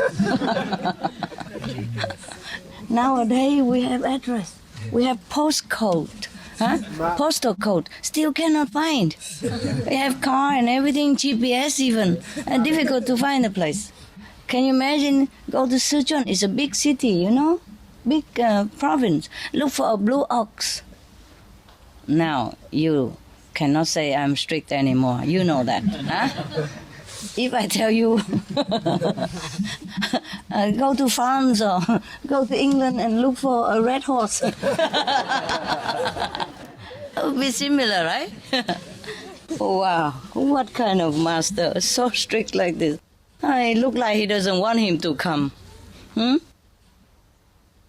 But never mind. The ox will show you where to find me. This is a special ox. Have GPS on him. Nowadays, probably we have to say, okay, go to Munich and look for a Mercedes with a GPS, and then the Mercedes will bring me to you. But he has to have a driver license, you see.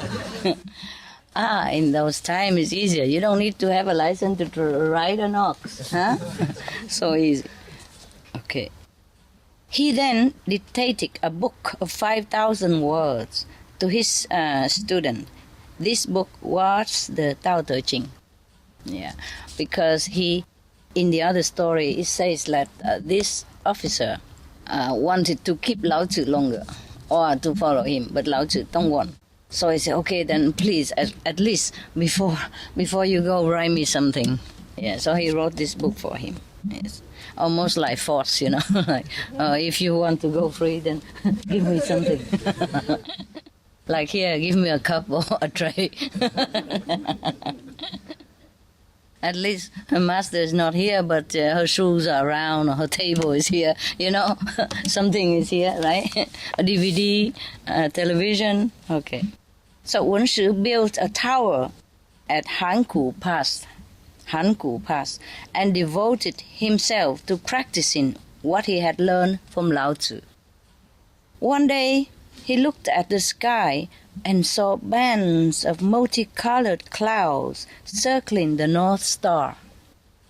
When tendrils of starlight came through the window of Shi's meditation room and alighted on him, he knew that it was time for him to travel to Sichuan and find his teacher. What an email, huh? The greenest ever. Huh? No need electricity, yeah? No need any environmental problem. Just a cloud drift on his shoulder. That's it. Okay, got it. I'm coming to master. Wow. That's a nice way to contact, eh? No need contact person, nothing. He must have a very special computer, no? I wish we could buy those things, and give it to you guys. But nowadays we have even better, huh? You don't even need to see me at all. You just stay home and watch TV. I even saw me on the computer sometime live, you know? What do you mean not the same? It's better than the purple cloud and tendrils. It has a picture of me even. Yeah, it's better, but... This guy, he has only a little tendrils of the purple cloud. Yeah? And the cloud don't even say nothing. Just come and then drip on him, that's it. And then he knows his master sent for him. Oh, and you guys, so difficult. All right. You're not even happy with live program? How about live program on TV? Beautiful. Good, eh? Yeah. Good, eh? Okay. Maybe we can do that. Maybe we can do that. I just sit in my room and then talk, and you guys turn on TV. We can have live like that too. Yeah. It's cool. Why don't we do that, huh? Better than now, huh? What? No. No. Why no again? You're so difficult to please you. Huh? Like so-called mother-in-law or something. Mother-in-law, even less difficult. Okay, let's see. All right. Of course, I know you like to see me. I also love to see you. It just will cost you money to travel, airplane tickets and bus, and That's okay. here you have to pay for the tray. Or the cup, whatever. Huh? Or both. Huh? And water even, yeah. But you also spent some money for us too. Did I? Yeah. But the reward is better. Yeah, that's right. Are you worth it? Don't worry about it. Yeah. You worth it, Master. Yeah. Your tray is even more expensive. It's okay. It's all paid. We don't owe anybody anything. Yeah. Master, is there a day that you let us to know what you have done to us? What I have? What? The day that comes that you let us to know what have you done to us? What have I done to you? Yeah, we don't know. I mean, you do a lot of things that we don't know already. Don't you know? I don't understand what he wants. He means what you've done for us. You don't know? What? Like what? Oh, everything that hidden, we don't know. No? If you don't know, it cannot hurt you. What do you want to know? No, I mean, there are so many things that you do we are not aware of it, you see. So, what do you want to know for? It's so many people, how can I tell it all? No, I mean, just maybe up there. Send the cloud. Nowadays we have email, you know. We have telephone and email. It's more easy. Okay. When Wenshi arrived in Sichuan, he began to ask people if they had seen a blue ox. This man is crazy, they say to each other, you know, the citizens of Sichuan. Who has ever seen an ox with a blue color? I told you, Lao Tzu get a blue color. You know why it's blue? Huh? Is it really the color blue? Do you think it was really physically blue? No. Only the assistant of Wenshi saw it blue. It's the color of the aura of the ox. Yeah, that's special ox because it's a special being incarnate in to be an ox for Lao Tzu to ride. And that person, because Lao Tzu riding him every day, of course he also have spiritual elevation. So he emit this kind of blue light. Okay? Sometimes you see some spiritual master also have blue light come from the eyes. Like when Vivekananda was in America, some people see him with a blue color of aura. Yeah. And there was one kid who was drowning, and then he saw Vivekananda came with blue light, yeah, and get him out of water. Later he told some people. Yeah. A blue color is one of the master color. Yeah, blue light from the eyes. Or for the aura, but not the one only color. Some people see white only, some people see golden only, some people see pink only, some people see blue only. Yeah, some people see purple only. Actually, it must have all kind. Okay? Yeah. Depends on the level. They see what color. Yeah. So now the blue, the blue was the only one color that they see from the ox, and perhaps the ox have only that color of light around him. You know, the aura around him. That's why it look like blue. Remember Krishna? They say Krishna has blue color. Oh no, his skin is not blue. Maybe the Indian people are a little dark skin, but blue Indian. The blue Indian you cannot find. Okay? All right. So blue is the color of the light that the master emit at that time. So the ox probably is very high being also. I told you, huh? Animals sometimes they are highly developed being. So this ox is special also. Yeah? Okay. I told you that everybody look at my dog. That's one of my dog and love him so much. Everybody want to take him home. Because he's so beautiful. He emits love and light, you know. Sometimes they don't see the light, but they feel he's so special. Rottweiler is all over everywhere, and people don't really like to have Rottweiler that much because of the bad reputation. Why on earth do they want my Rottweiler? And the vet and the nurse, they've seen thousands or millions of Rottweiler in their life, or at least many of them coming to the vet clinic every day, or at least every month or every week. It's not possible that they have never seen a Rottweiler in their life. So why on earth they want my Rottweiler, my Rottweiler? I say no, and they keep insisting. Everywhere he goes, they just look at him once, say, can I have it? I say, no, it's my dog. If you want, I buy you another. No, I just want him. I say, you just cannot have him. How can? He's my dog, I special took him home. I can give him any other dog, or 10 other Rottweiler. I don't mind, but not this dog. I don't know how they would treat him. You see, I don't know if they give him vegetarian food or not. But people keep saying to each other, "Oh, this guy is crazy." Whoever seen an ox with blue color? Even then, he's not disappointed. He did not give up, so he keep going from one place to another and continue his search. And one day, as he was, having a rest on the roadside, he saw a young cowherd walking down the hillside, leading a blue ox. So he ran to the boy and said, "Can you please tell me who the owner of this ox is?" So the cowherd replied, "Hey, my lady has a child who loves this ox. The ox ran away 2 days ago. Since then, my young master has not stopped crying." When Wenshi heard this, he was very delighted. He said to the boy, "Okay, when you see your young master, please tell him that Wenshi has arrived." A young master, not an old man. I guess Lao Tzu passed away at that time. And now he reincarnated and to a small boy. And now he has also another blue ox. Lao Tzu has already predicted that he will be reincarnated there after he died. Remember when he met him, he's already an old man. Yeah, perhaps he passed away after. And so now he's became an old baby already.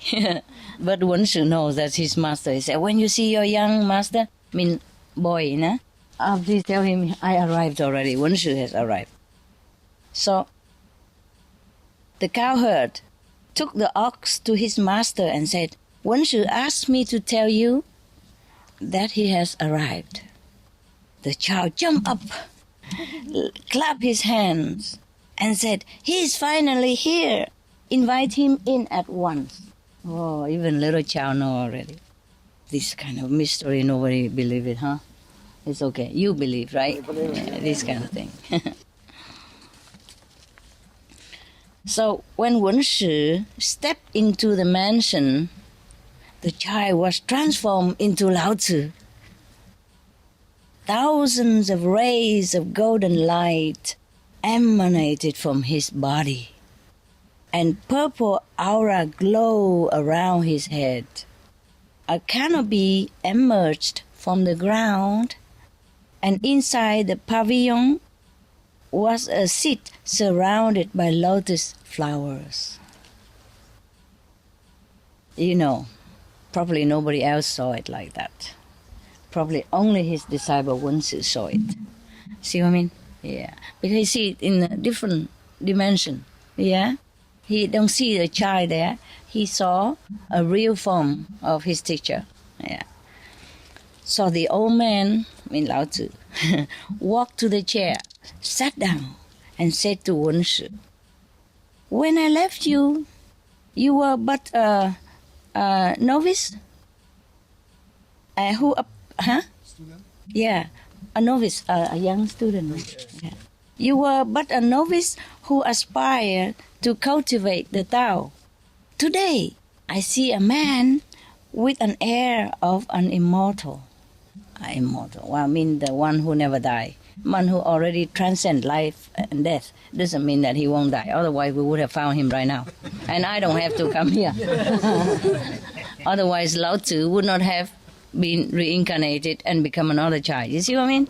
So, immortal in this sense means you don't die anymore. You transcend the cycle of birth and death and karma, retribution. That's it.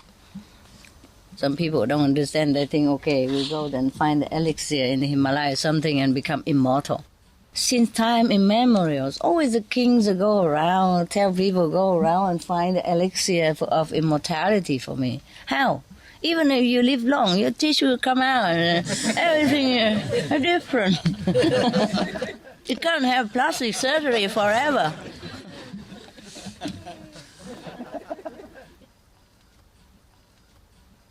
Right.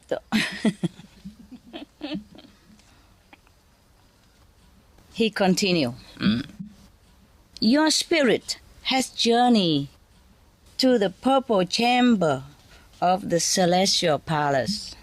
You have merged with the North Star, and your name has been entered into the roster of the immortals. How nice. Yeah. I wonder if his name is also engraved on his tray or not. On his cup, a stainless steel cup. What do you think? Huh? Huh? Well, Perhaps, eh? does that mean that he comes back as a master? Is it wrong?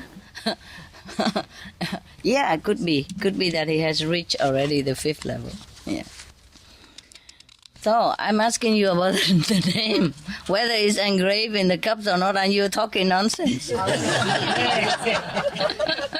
tell us. You were too serious. We're having fun, and he's talking about the 5th level. Tayaga, so boring. Such a boring saint. When Lao Tzu finished speaking, now they're laughing because translation just finished. When Lao Tzu finished speaking, the room was suddenly filled with celestial messengers and immortals. Wenshi stepped onto a cloud and was escorted into the immortal realm by the personal attendants of the highest lords of heaven. He passed away right there. What a nice thing to do. Yeah. So here is a note said Wenshi that his name is also Wenzu. Wenzi. Wenzi. It's like mosquito. Lived in the later part of the Zhou dynasty. This is about 11th century BC. Yeah. So he is reputed to be the first student of Lao Tzu and is the author of the Taoist classic Wenzi. Wenzi or Wenzi. Wenzi. Okay, finish now.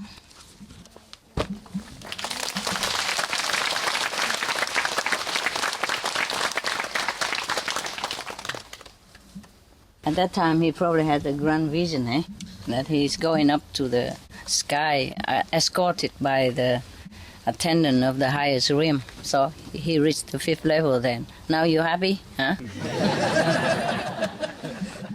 My God, can't even have a joke with you. Don't you understand some joke? I'm sorry. I'm sorry for yourself. My God, huh? Such a fun, and he always fix it on the Tao, you know. It's okay. You will arrive there, but don't have to be too clingy to it, you know. We have fun when we are in this physical world, you know. And that's why you have your tray and your cup. Stainless steel cup. If we always fix on the Tao, then we probably should not eat at all, yeah? But eating, drinking is also a little break for the day, huh? Yeah, I'm telling you. Sometimes I work so hard and so tiring, you know. Of course I can paint and I can sing and I can dance, but I can't do that every day. You know what I mean?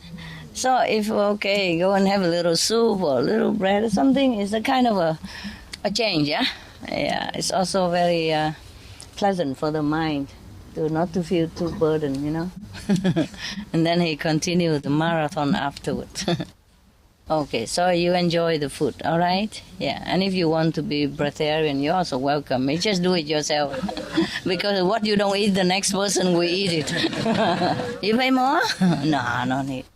No, whatever, enough already. Enough for transportation and food, that's it. Nothing else. Nothing else you need to pay so much, okay? The house paid already. I don't like that. If I don't have money, I don't buy. Yeah? Very simple philosophy of life. What you don't have, you don't buy. Yeah. It's like in the shop, what you break, you buy. So don't break anything. No, you pay for the food, it's okay, yeah? And transportation costs and all that, because you just have to be correct, just like I'm correct. I also pay for what I eat here, even if it's my house. Yeah, because if I don't pay that, I eat your food, no? And then you have less food. And that's not fair, yeah. All the workers here, they pay also, or I pay for them. Nobody have free meal here. There's no free lunch. The Americans, they say there's no free lunch in this world. It's true. No, we just have to be correct, yeah? That's all, yeah? Otherwise, if you don't have enough money, you don't pay. It's okay, yeah? But let us know so we pay in. Yeah? Let the reception also we pay in so that everybody have enough food. Now and again, you come here and you enjoy the food. It's okay. But just eat enough so that you can meditate, okay? Otherwise, you just sit there. Digesting the food, it's okay too. It's okay, whatever. You come only a few days, you enjoy, okay? Relax. You know what it's like. You are incredible, you. You can sit and sleep and stand, sleep. It's good, so you don't need bed anymore. No wonder in the room you put all the beds up. No need. You sleep in the air already. Yeah, so she was sleeping while standing there. So she just hear a little noise and then come out. That's it. No matter who. Because I go and try not to have a lot of light. I go in the dark with the phone light. And she's standing there in the dark also, And when I see there's no need the light, sometimes I can see without the light.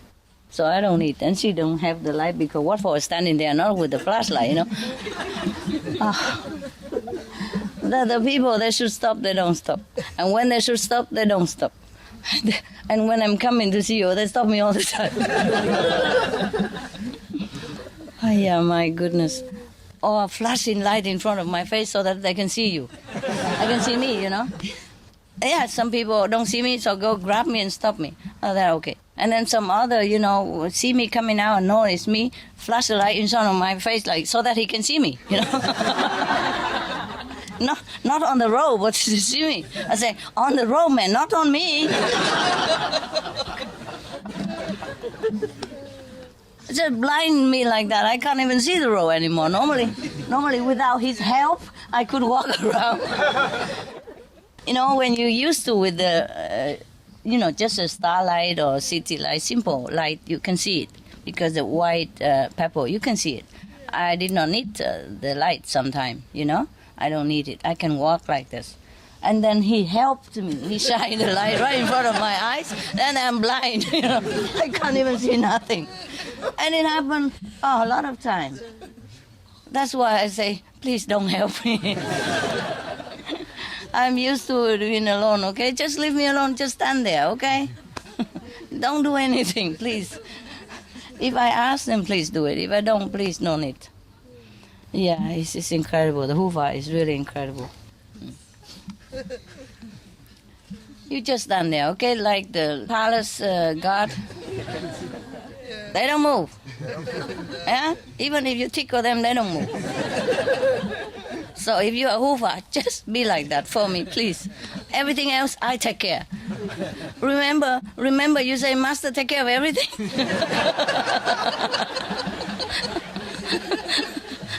Then let me, okay? Oh, please. I know where I walk around here in my house. If not, I have my mobile phone. I turn it off low, so it doesn't ring, and then I use it. just enough light for me to walk so to don't disturb you, you know. Because the flashlight is very blinding, you know. And when you flash around like this, it's disturbing people, yeah? Especially when they are deep in their sleep. like what you're doing here, yeah? So please, just don't disturb people, okay? Okay, good. Now, we go back to where you were, no more sleeping. Yeah? Come on, turn off the light now. Everything dark. Have a good dream. Okay, when you get up, you can have some, okay? I think a couple each, yeah? About this much, otherwise not enough here. Here only. The rest you have everywhere else, okay? If you want, and you think, Master don't give me anything. Yeah, I pay for my own tray. And now you can be sure. Maybe a blue ox in there. Okay, good. Thank you. Thank you. Thank you for being good boys. You are a good customer. Yeah. It's good that you can laugh, you know, that means you relax. Huh? Yes. That means you're not too serious. That means it's good. That means you really loose enough. Yeah, so I can relax too. Because if I sit in front of somebody like this, what have I done? Did I do something wrong? Did I say something wrong? Okay, turn off light now, quick. Everything, go on.